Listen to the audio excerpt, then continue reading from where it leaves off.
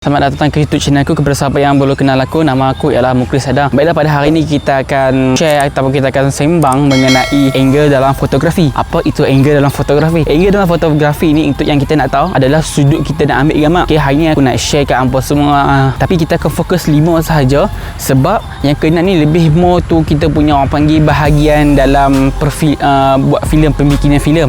Okay, yang pertama ialah sudut kita mengambil gambar iaitu angle, low angle lah. Okay, sini contoh gambar. Contoh gambar low angle di mana kita akan nampak kita nak ambil gambar tu dalam keadaan terbalik. Kita akan bagi gambar tu lebih nampak lebih tinggi. Kalau siapa yang rendah tu kan lebih nampak dia lebih tinggi, dan siapa yang orang kata badan besar situ lebih nampak dia lebih kurus dengan dia posing sikit, dia kita ambil angle low angle lah. Contohnya kalau kita pakai smartphone. Okey, baiklah sebagai contohnya kalau nak mudah kan. Contoh ini smartphone nampak semua. Smartphone nampak kan? Nampak. Lepas tu bila hampa nak shoot low angle, hampa boleh terbalikkan phone ni. Terbalikkan phone biar kamera dekat bawah dan hampa just shoot ke bawah itu je. Just shoot ke bawah. Dan dia akan nampak low angle. Contohnya gambarnya aku ambil dekat sekolah aku. Sekolah lama aku, sekolah menengah Islam. Sekolah lama gitu. Bukan sekolah lama, kira waktu ni kami ada kelas kat sekolah. Jadi aku nampak masjid kat sekolah kami ni nampak macam tiba nampak low angle dia lawa. Jadi aku ambil low angle. Jadi ni adalah hasil gambar daripada low angle.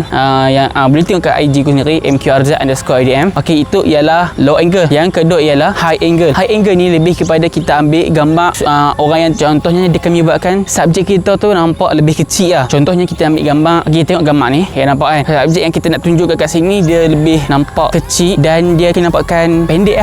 Tapi high angle ni dia boleh digunakan juga untuk banyak benda. Dia boleh okey, tak apa. Okey, high angle bila kita ambil gambar, kalau nak mudah kita ambil daripada sudut atas dia akan nampak subjek kita tu lebih kecil, lebih pendek. Okey, itu ialah high angle. Yang seterusnya ialah eyes view angle. Maksudnya contoh eyes view angle ni benda apa? Okey, macam sekarang ni kedudukan yang pada aku ni. Okey, ini ialah eyes view angle. Eyes view angle maksudnya apa, nampak aku keadaan straight macam ni, macam mana pandangan mata kita, macam tu juga keadaan eyes view angle. Contohnya gambar kucing aku ni yang aku shoot waktu Covid duduk kat rumah kan, jadi kita tak nak shoot apa, jadi aku shoot kucing aku ni keadaan eyes view angle. Okey, itu ialah eyes view angle. Yang seterusnya ialah bird eyes angle. Burung mata burung punya angle. Contohnya kita nak mudah kan.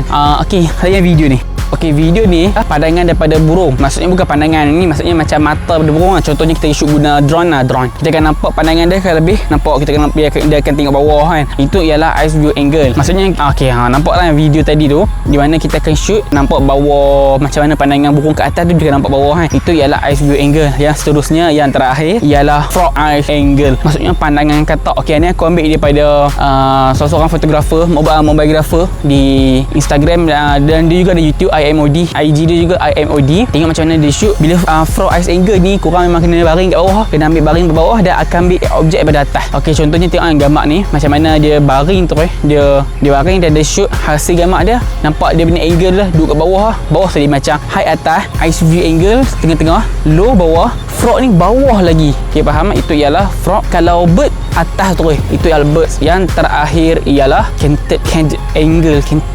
Lebih kurang je ejaan kat bawah ni. Dia ni lebih kepada digunakan dalam bidang filem lah. Dia lebih kepada more tu banyak benda yang dia akan kabungkan, banyak komposisi yang akan kabungkan dan apa-apa saja. Dan aku harap apa semua boleh faham. Kalau tak faham boleh je ajukan soalan kat komen ataupun boleh direct DM di IG di description aku kat bawah, ataupun aku akan komen, aku akan pin komen tu IG tu. Boleh direct DM tanya apa-apa soalan ataupun boleh apa-apa saja. Dan aku harap semuanya manfaat kepada semua. Jangan lupa like, komen dan juga subscribe, share juga pada orang semua, dan ciao.